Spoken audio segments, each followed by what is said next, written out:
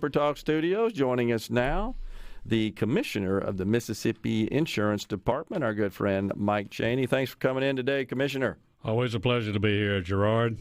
Happy Thanksgiving, everyone, too. Same to you, Be sir. Be thankful we still live in a free country. Yes, sir. Albeit it's on shaky ground, I'm afraid. I'm afraid it is as well.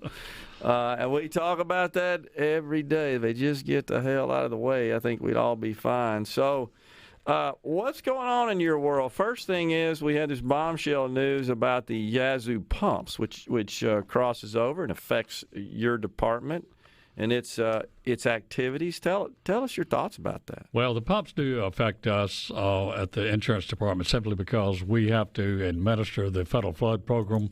And we also have private flood insurers that insure in the state of Mississippi. We've got 5 major companies that are not admitted that insure in the Delta, and we've got an admitted company on the Gulf Coast.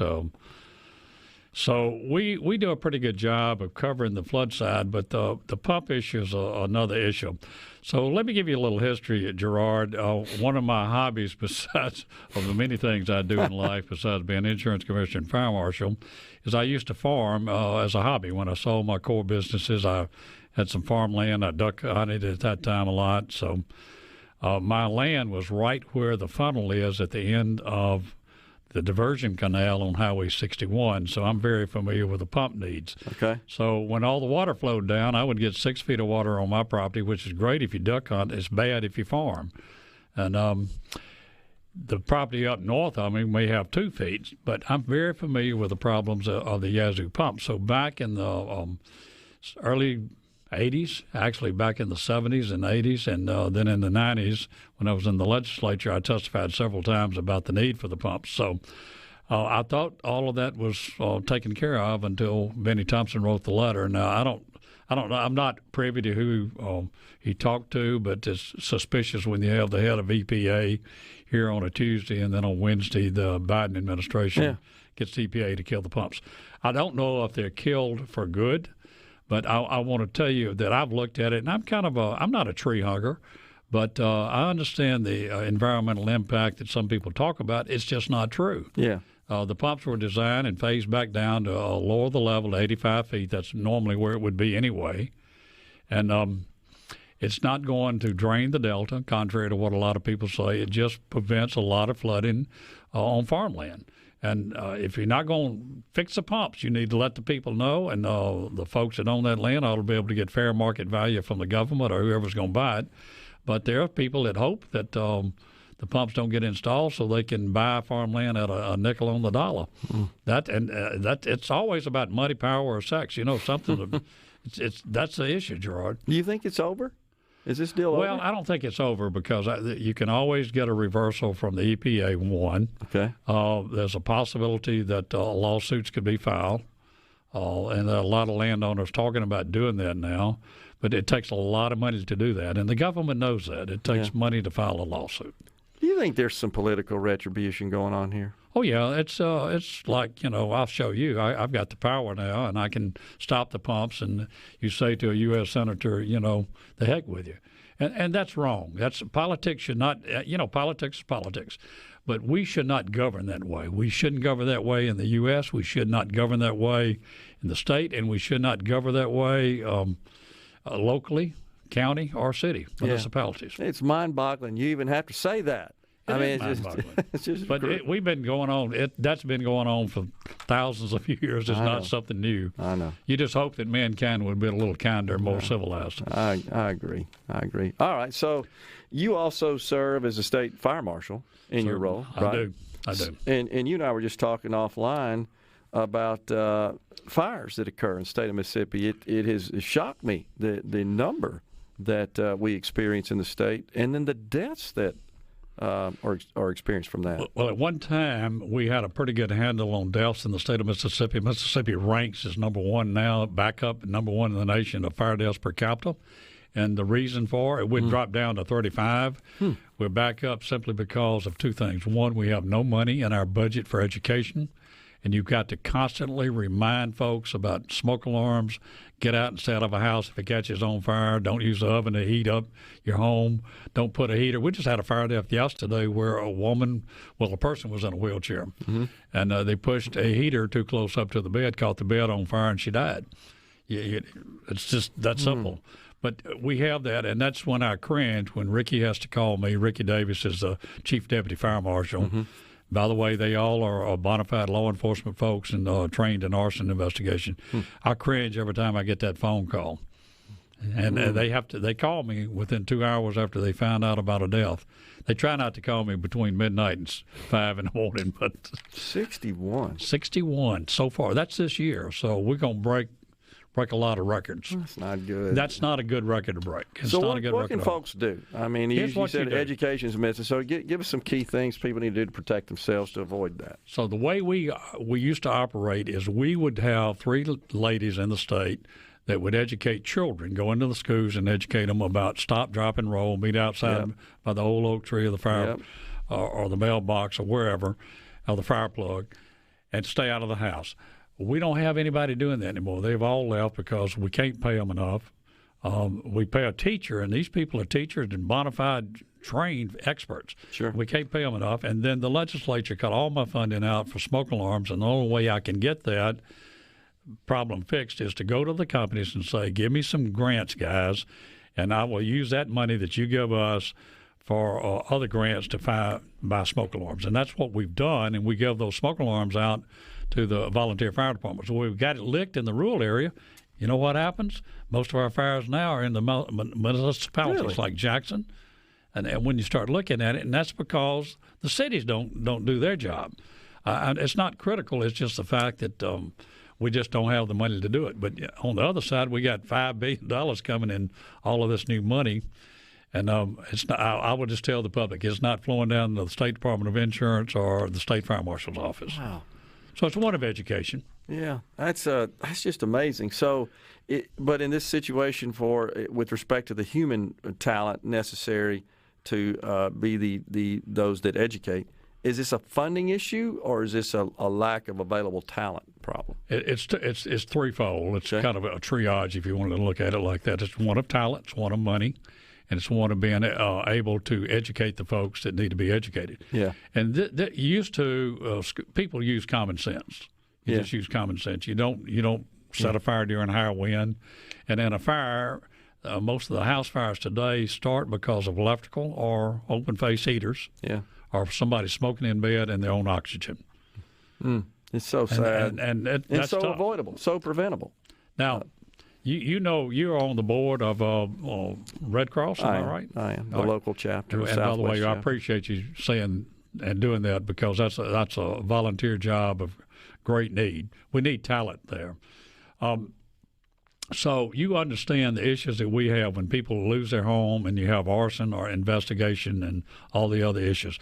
So we average over one house fire per week. That's what they told me. That's reported. I was shocked when I joined the board 2 years ago to learn that. One a week. Now, that's house fires that are reported.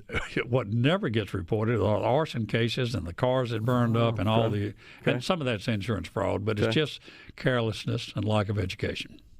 And the Red Cross, for what it's worth, has a program called the Sound the Alarm. They say the same thing. The issue is we can't get these smoke alarms installed in houses, and they have this Sound the Alarm program where they raise money, private money, to buy smoke alarms to place in folks' homes. And they do a good job, Gerard. And our goal is to be able to work, not being able to, we can do that, but to work with other agencies to get the word out. If people just hear Mike Chaney of the State Fire Marshal's office talking about fire deaths, they may not respond. Yeah. But when you get the Salvation Army, the Red Cross, MEMA, and all other agencies talking about fire deaths and how you can prevent fires, then you can make a difference. Yeah. And like I said, it just seems that in many cases it's totally avoidable. It's not just accidents that pop these things up. It's just little neglect sometimes that causes it, like the person who pulled the heater up to the bed. That could have been prevented. And they buy the cheap extension cords, and the first I've said this before on one of the shows on SuperTalk, the first fire death I went to as fire marshal, and it was in my home county, And I knew the guy, and he lost his wife and 2 children, and she tried to go back in to save the kids and died. It was a horrible deal. But so sad. If you've never experienced that or been there, it's something you don't want to do. Yeah. Can you hang around? Sure. I want to talk to you about what you think about this Build Back Better Act and how that might impact in a big way your department with respect to the insurance reform. I can answer that in about 2 words. Train wreck. We're going to discuss it when we come back. We've got Commissioner Mike Chaney of the Mississippi Insurance Department in the day. We appreciate it. We are joined in the studio by Commissioner Mike Chaney, the Mississippi Department of Insurance. So, Commissioner, thanks for that overview of what's going on there with your capacity as the fire marshal. And again, gosh, folks, just be safe out there and be smart, be practical, and get your fire alarms or your smoke alarms installed in your residences, your apartments, your houses, and so forth, because we don't want folks to. If somebody needs a smoke alarm, call your fire department. They'll bring you one. They'll will. They'll put okay. it in for you, especially if you're elderly. Okay. That's good. Glad to know that. I used to do that. I can't climb a ladder anymore. I got too old. Yeah, I understand. Well, so I appreciate that. Before we talk about Medicaid expansion, one of your favorite topics in the Build Back Better plan, Obamacare, and all that stuff, give us a quick update on the Fire Academy. I know that's truly a bright spot here in the state of Mississippi. Well, the Fire Academy we still train somewhere close to 16,000 people a year, some of them on campus, off campus, but our function is to train first responders. We're debating we've got a request from 4 large corporations. I'm talking about multi-million-dollar contracts to train some of their people, and we're debating about it. I've got to go to the legislature and ask their leadership what they want to do, because I'm not a special fund agency anymore. If I take in $5 million, it goes to the general fund, and I only get 4.5 to operate the Fire Academy. So it presents some real problems, and we charge the municipalities when we shouldn't be doing that to train their firemen and the 13,000 volunteers. By the way, Gerard, I should mention that we used to have 13,000 volunteer firemen in the state, almost 14,000 a decade ago. Today, we're down below 10,000. And the reason for that is, one, they volunteer their time. They don't get paid. They don't have equipment because we hadn't funded the rural fire truck programs like we should have in the rural parts of the state. And there's just seems to be no respect for somebody risking their life for someone they don't know anymore by elected officials. And I'm being real careful when I'm saying this. But I'm very passionate about what we do. We're first responders. We're the first people on the scene in a catastrophic event with a fire or any other issue that's catastrophic. And if you don't train folks, you're not going to have responders. We have to pay these people and hire them. It's $500 million a year for the state. That's a minimum. I had no idea. And the whole thing is you save lives, you save property, and you lower your insurance rates. And we can quantify over a $51 million investment since 1995. We've saved the state of Mississippi's citizens over $1.6 billion. Nobody can match that. Nobody. So is the rural fire trucks, for example, I assume that's general, since you're not a special fund agency, that's just general fund expenditures, right? No, even going all the way back to and politically, I have to be careful here, but we didn't fund the program 6 out of 8 years under a previous lieutenant governor. And he can get mad about it, but it's a fact. And we hadn't funded it for the last 2 years. So why? I mean, what's the logic behind Nobody likes, if they don't understand the logic of having fire trucks, they say, why do we need to be buying fire trucks? Well, you got 1,000 stations in the state. Okay. And all of them may have one fire engine. And if we buy 30 fire engines a year, how long does it take you to replace them every 25 years? And it's about having good equipment. And I extended the life when I became commissioner from 15 years to 25 years on trucks. 25 years? 25 years, and some of them are operating at 40 and 50 years old. And it's just a question of educating legislators. And instead of listening to people that are experts in the field and looking at what other states have done, they all think they can read a 2-sentence thing and be an expert in that business. And but if I give a truck away, if I give a matching fund, and we get those monies from insurance taxes, is how we fund trucks. Okay. if you give one away, I have to give them a 5-day notification so they can be there to have the picture made when we give the truck away. So, all right. So, but what about, Commissioner, in a municipality, a city, an incorporated city? Are there not taxes, property taxes, that are allocated to fund fire? In the cities, you do have most of that goes into a general fund, and they have a different millage system. And they fund their fire trucks in the municipalities with a millage system. They can apply if you have in a local agreement, city and a county. They can apply to get these monies out of the rural program. I got you. Now, in the counties, like Madison County is a good example, you have a millage, and then you have these special districts, like where Amazon is one setting up, that will have a millage just for that area. There are no homes out there, just Amazon plant. Now, if you put a couple of mills on Amazon, you're going to raise $1 million, $2 million a year. Where is that money used? That's the question. So I look at accountability. Then I understand where the state auditor, Chad White, comes from when he says you got to have accountability, and we're really close. We have what we call fire rebate money that comes out of insurance taxes on your homeowners. Yeah. And I'm a stickler for making sure you've got accountability. So gotcha. That affects everybody. Madison County doesn't get it. And people say, well, we ought to be able to get this truck somewhere. That's not the case. I understand. All right, so we got this gigantic Build Back Better plan, and there's some big changes to Obamacare in particular that are embedded in the program. And one of those effectively would expand Medicaid. But without expanding Medicaid, it would essentially expand the private market such that premiums for those with less than 150% of the federal poverty level will be zero, which is effectively Medicaid. But that'd come under your purview. Well, what would happen under the Build Back Better Act, and I've been looking at it, we're still trying to analyze it. If it becomes law, I don't think it's going to become law. That's just my personal opinion. As is, I agree. As is. But they have some things in there that were intentionally put in the bill in the House that the Senate could take out, and then Joe Manchin would vote for it. Yeah. And if that happens, then you're going to have a 51-50 vote. Yeah. That may be where it ends up. But on the Medicaid side, it seems like most people are okay with Medicaid expansion. And the way it would happen in the 12 states that have not expanded Medicaid, someone that's eligible for Medicaid, that's $17,400 for a single person, and federal poverty level. 138% is the number. You would go on the ACA, which is federal exchange, or if you have a state-based exchange, and some of these states have state-based, and buy a policy. Now, the feds have not told us, CMS has not told us whether those policies would be compliant with Medicaid policies today. But and I talked with Drew last week when this thing passed just to kind of see where we were, and I tried to get ahead of the curve and put a simple press release out that we would comply with the law, but we want to make it clear that I do not agree with the Build Back Better plan because I'm worried about the repercussions. And if you look at the plan, there's a lot of wasted money. There's trillions of dollars that we're spending that shouldn't be spent. Of course. I didn't say billion, I said trillions.